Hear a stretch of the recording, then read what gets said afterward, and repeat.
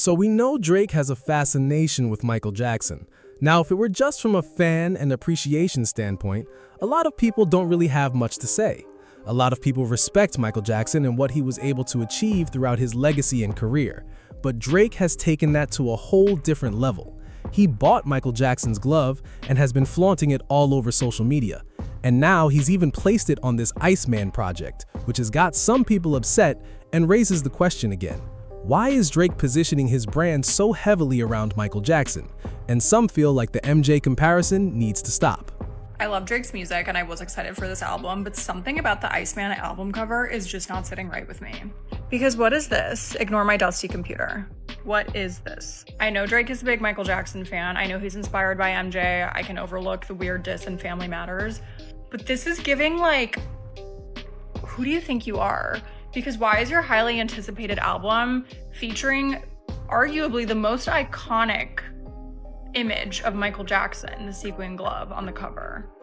It's not sitting right with me, okay? Like, are you telling me it's a coincidence that this album is coming out at the same time that MJ is topping all of the charts? He's back in the public view. People are talking about him in a very positive way. And then now is the time that like MJ is also featured heavily, by the way, in the YouTube music video thing that Drake released about ICEMAN, for ICEMAN, I mean. It's just like weird. I have a hard time believing that's a coincidence. There's no coincidences these days in entertainment marketing. If you're gonna make such a big deal about being the GOAT, you should stand on your own merit, your own music, your own branding, your own likeness, and not have to borrow from others. You can be inspired, but this is a little too far. Yeah, people are not happy about this comparison.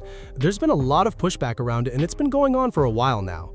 Now, we know Drake possibly could be dropping these 3 albums just to make sure at least one of them lands at #1 and helps him chase down Michael Jackson's record, but is that really the same thing as moving physical copies back in the day? I would say no. Those Drake albums were absolutely sterile, stale, and boring. Prime example of why we have a literacy crisis in this country, because if that is the artist of our times, we have an issue. We went from the artist of the 80s and 90s being Michael Jackson, somebody that evoked emotion, that took pride in their performances, to Drake, who at best is not even an artist anymore. He is a content creator. The best content creator there is, but he is a content creator. And the fact that this man has the audacity to pay $90,000 and to portray that glove, to try and make comparisons between him and Michael Jackson, you're nowhere near. You're a cornball. You're a vulture. You think buying these objects will somehow grant you some sort of respect. That respect is not given, it is earned. And you have yet to earn that kind of respect to where we can compare you to Michael Jackson. You can spend millions of dollars, it's not going to work.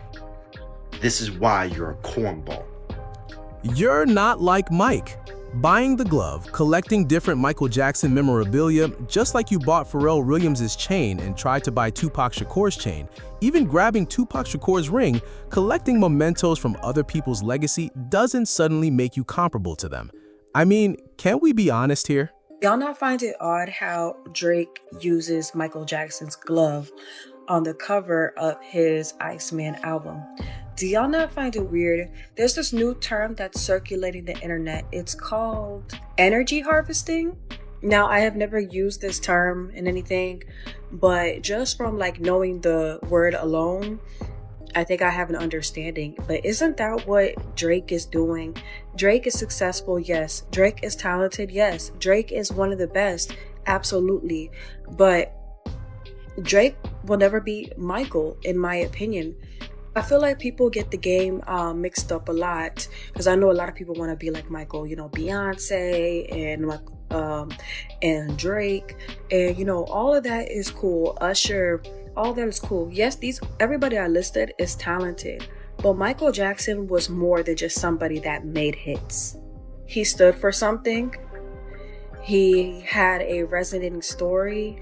He was an uplifting voice for people. He could dance his ass off. He was creative. He wrote his own music. Now, some people have the assumption that the timing here is a little too suspicious, that Drake is dropping this album, putting the Michael Jackson glove right there on the cover, and at the same time, you've got renewed buzz around the Michael Jackson movie and legacy, while this Iceman rollout is happening right in the middle of it. Is that a coincidence? Some people feel like it's not. What I'm hearing is, long story short, I'm hearing that Drake is better than Michael Jackson. I'm a little confused. Not really sure, what's going on. Maybe the world is ending. Not really sure. But, yeah. So, okay, so I'm just trying to understand. The guy who moonwalks, the guy who pure artistry, the guy who people pass out over, Drake's better than that guy? Don't piss me off. Don't piss me off.